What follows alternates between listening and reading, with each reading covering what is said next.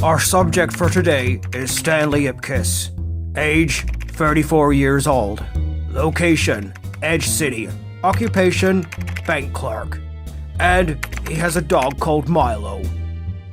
Ipkiss may seem like your average run-of-the-mill Joe who gets downtrodden by society, but something truly fantastic is going to happen to this otherwise mundane man. It all started when Ipkiss found an old ancient relic of mysterious powers. A mask.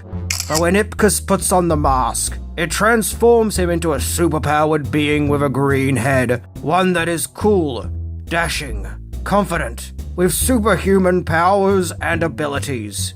Yes, folks, Ipkiss has now become one with the mask. Who can? Released in 1994, The Mask has become an iconic comedy classic, a fun comic book movie with plenty of special effects and humour. But what about the version of this classic movie that we could have gotten? What if I was to tell you the original script of The Mask was about teenagers turning into zombies? Or that Rick Moranis could have actually have been the Mask, and the movie was to start off with Vikings trying to get rid of the Mask?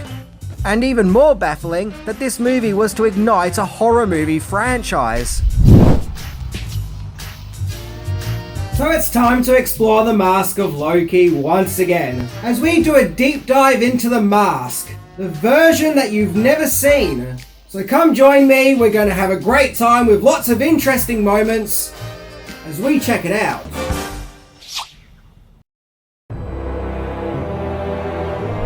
The Mask's creation goes all the way back to 1982, when Dark Horse Comics founder Mike Richardson first came up with the idea of the Mask, be that an early concept of the character. The original concept looked like a sinister man with a creepy skull head, where the Mask would go on to star in his own comic strip in the comic series Dark Horse Presents, where the character's name was spelt M-A-S-Q-U-E. Mask. The character would get a revamp in 1989 with the Mayhem anthology comic series, this time being creatively helmed by comic book writer John Arcudi and artist Douglas Mahnke, where the character now had his more iconic look. However, Mayhem comics were cancelled, so instead Arcudi and Mahnke wrote a new comic book series for Dark Horse, one that was totally dedicated to the Mask. The original comics tells the story of neurotic and downtrodden Stanley Ipkiss, who buys a jade mask from an antique store as a birthday present for his girlfriend Kathy. However, the mask starts talking to Ipkiss, prompting him to put it on, where it transforms him into a superpowered, near-immortal being known as Big Head, where Ipkiss as Big Head sets out to punish those who have wronged him. The use of the mask starts to take its toll on Ipkiss's mental health, which in turn leaves Ipkiss and Kathy to break up, but she keeps the mask. But Ipkiss decides to steal the mask from Kathy and actually breaks into her house to get it, and in doing so he actually kills a heap of cops in the process. Ipkiss does get the mask back, however Kathy then kills Ipkiss, where she now takes on the form of Big Head. In fact, several people do, including the cop trying to track down Big Head, Calloway. Big Head eventually makes enemies with a Frankenstein monster / Incredible Hulk styled mobster called Walter, who sets out to destroy Big Head, and giving his size and invulnerability to pain actually makes Walter a deadly threat to Big Head, aka whoever may be wearing the mask and taking on the Big Head guys. Interestingly, Walter would be absent from the movie, but would show up in the animated series based on the movie. There were 3 mini-comic series that focused on the Mask, which included The Mask in 1991, The Mask Returns in 1992 and 1993, and The Mask Strikes Back in 1995. The comics were insanely violent, as well as being horrific and gruesome, and readers just couldn't get enough of this wild and insane blood-splattering comic book. So the question is, how do you take something that is so obviously an R-rated property and turn it into a comical, wacky PG-13 caper? Dark Horse's Mike Richardson took his Mask character to New Line Cinema, who would agree to produce the movie, as early as 1989, where the project would stall several times and would get several revamps. At one stage, the mask was going to be, get this, a story about a crazy mask maker who cuts off the faces off corpses and puts them on teenagers, which turns them into zombies. Yeah, just like The Mask, right? You see, at that stage, New Line Cinema were looking for a new horror franchise, something that can make them plenty of sequels and create a very profitable film series. At that time, the Nightmare on Elm Street film series, which the company had produced, had just wrapped up, and so the studio was looking for its new Freddy Krueger, a new horror franchise series that could do for New Line Cinema in the 90s what the Nightmare on Elm Street did for it in the 80s. In fact, New Line Cinema was so desperate for a new Freddy Krueger, supposedly when Drop Dead Fred found its way to the company, one of the higher-ups honestly thought that Drop Dead Fred could be the next horror movie icon to replace Freddy Krueger. Oh, jeez. So New Line Cinema felt that it may have found its solution with the Mask comic series. Even a director from one of the Nightmare on Elm Street movies was hired to direct The Mask, that being Chuck Russell, who previously directed the acclaimed A Nightmare on Elm Street 3, The Dream Warriors. And so the first Mask movie was now on the horizon, intended to be every bit as gruesome and as violent as the comics it's based on. However, it was director Chuck Russell who decided to make big changes. Despite directing not only A Nightmare on Elm Street 3, but the Blob remake, two pretty gruesome and violent movies, he actually didn't like the cold violence of the Mask comics, and envisioned the movie less as a nihilistic bloodbath, but more of a romantic comedy. Russell teamed up with Face Off scriptwriter Mike Werb, where the two got to work on this new revised script, which was less horror and more comical superhero love story caper, basically more in line with the final film. The second script was written and completed in 1991, but there were still several stalls and setbacks that happened, which pushed the production back even further. But finally, it then came time to cast The Mask. Several names were being thrown around, like Rick Moranis, Matthew Broderick, Martin Short, Robin Williams, and Nicolas Cage. Jim Carrey caught everyone's attention thanks to his comedy performances in the sketch show In Living Colour. And right away, everyone saw something truly special and unique in Carrey, so he was cast. The character of Tina, the Mask's love interest, was originally written as, quote, a bad girl, but one who was pretending to be good. And Chuck Russell's original choice for the part was Anna Nicole Smith, but she turned the part down to star in The Naked Gun, Part 33 1/3 instead. A costume designer working on the movie recommended Cameron Diaz, where she supposedly auditioned 12 times till she was finally cast. And thanks to Diaz's sincere presence and sweet chemistry with Jim Carrey, it was decided to make the character a good character at heart and not a bad girl. So in the early days of production, there were several concept art designs floating around. After all, I guess it's important how to translate the Mask from the comic books onto the big screen, and how the Mask is going to look in live action format. Well, I guess it's a good thing the production had Industrial Light and Magic to help out. And some of the early makeup tests and concept art could have given us a Mask that looks quite different. Firstly, unlike the final look, where the Mask's head looks big and bulky, in some early designs, he just looked like Jim Carrey with a normal green face, except for this one where he looks quite terrifying and ghoulish. Ish, what is up with those teeth, man? Ugh.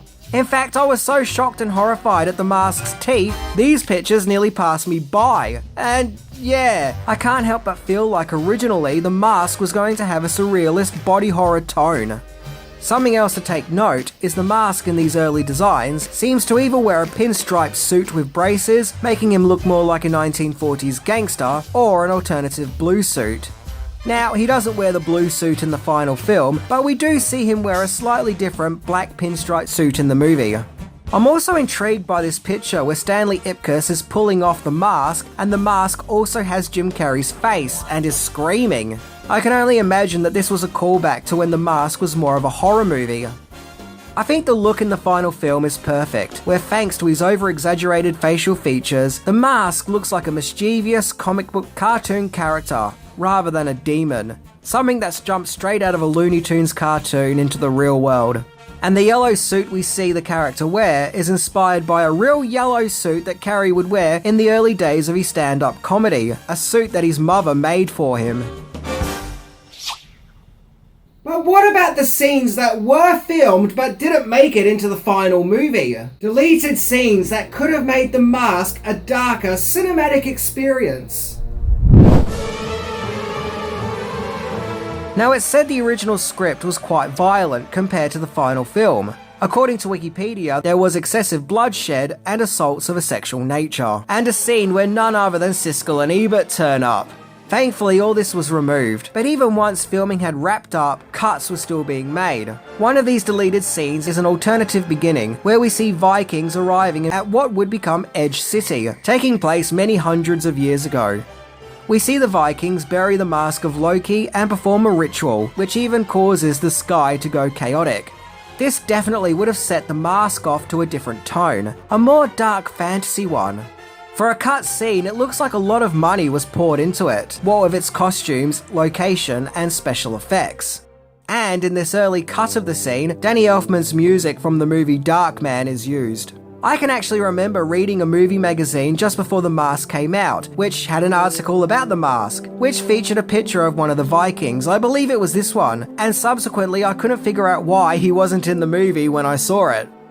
Another deleted scene is actually quite dark, where after Peg betrays Ipkiss, and the movie's big bad Dorian puts on the mask and becomes a hideous, powerful version of himself, the character then hits on Peg, but she isn't having any of it, so he kills her by lifting her up and throwing her into a newspaper pressing machine, in which newspapers are subsequently printed, featuring her terrified face, and printed in red, which I'm guessing is meant to be her blood.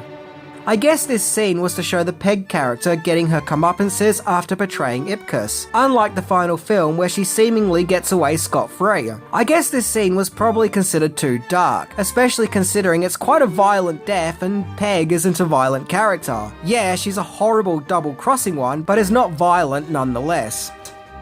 The original work print also offers tons and tons of deleted scenes. The quality is very low, but it's interesting seeing some iconic scenes like the first transformation without any CGI, and you can see that a huge part of the effect was Jim Carrey himself. Also, this early work print featured Danny Elfman's music from Beetlejuice. I guess they originally envisioned the mask to have an Elfman sound, unlike the final film, which has a more jazzy sound by Randy Edelman. Some of the work print scenes include an extended scene of the mask getting revenge on the mechanics who screwed Ipkiss over, where the scene actually starts with them eating chili dogs. Okay. And an extended scene where after Ipkiss kills his alarm clock and the landlady comes out to shoot him, he tells her, "Take it easy, lady. I'm just killing time." Which I actually find to be a really funny pun. And there's a really curious scene where when Stanley pokes Darian in the eye, he actually unleashes some potty mouth. I'm gonna take you apart. I hope you can enjoy the victory with one eye. Yeah, the mask was originally going to feature the F word. Oh my. And remember how the mask terrorizes those street punks? I mean, why did he do that? After all, they didn't do anything to him. Well, wrong. In the work cut, we see this gang harass Ipkiss on the street, in a scene prior to that one. Now this scene takes place just after Ipkiss finds the mask in the sea and attempts to go home, when the gang surrounds him. Stanley offers them the mask in exchange for not hurting him, but instead they steal his watch. And Ipkiss pleads for it back, insisting that the watch was a gift, but they just laugh at him. So this adds more rhyme and reason as to why the mask then terrorizes this gang. The work print aside, the studio originally wanted to cut the Cube and Pete musical number, as they didn't find it funny and thought that it went on too long, but test audiences loved it, so it stayed. But yeah, this sequence could have been another deleted scene.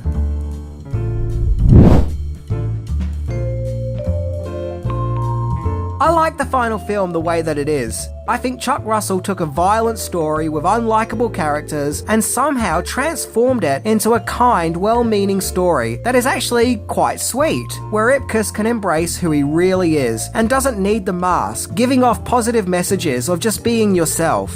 And having a superhero character give up their powers to lead a confident life actually goes against the superhero grain and superhero stereotype. It's quite unique that Ipkiss can go, "No, I'm happy to just be me. I don't need these powers." I also prefer Tina than the Kathy character in the comics, as Kathy is someone who is happy to kill Ipkiss for the mask, whereas Tina loves Ipkiss simply because he is the way that he is. No mask needed. The funny thing is, and I know I'm not the only one to say this, in the movie we're meant to think that Tina is the bad girl and that Peg is the kind, sweet lady who will become the love interest. But the movie subverts expectations and makes Peg, the one who seems to be the more innocent female, more of a villain. And Tina, who is the one who is seemingly, quote, the bad girl, actually becomes a hero, who generally does care for Ipkiss. So I like how that little twist is in there. Yeah, The Mask definitely has themes of not judging a book by its cover, and you never know what a person has truly inside them, and that we all have it in us to be great and wonderful people and heroic. Now, I do like the comics, don't get me wrong, but I think for the kind of story Chuck Russell wanted to tell, the movie the way that it is all fits in perfectly. And you know, I actually wouldn't mind an adaptation that is more comic book accurate, just to see what levels of crazy that would be. But in the meantime, I'm perfectly happy and content with the 1994 Mask movie. Anyway, I'm Minty. And remember, if ever you can't figure out who you want to be, just be yourself and the mask. See ya!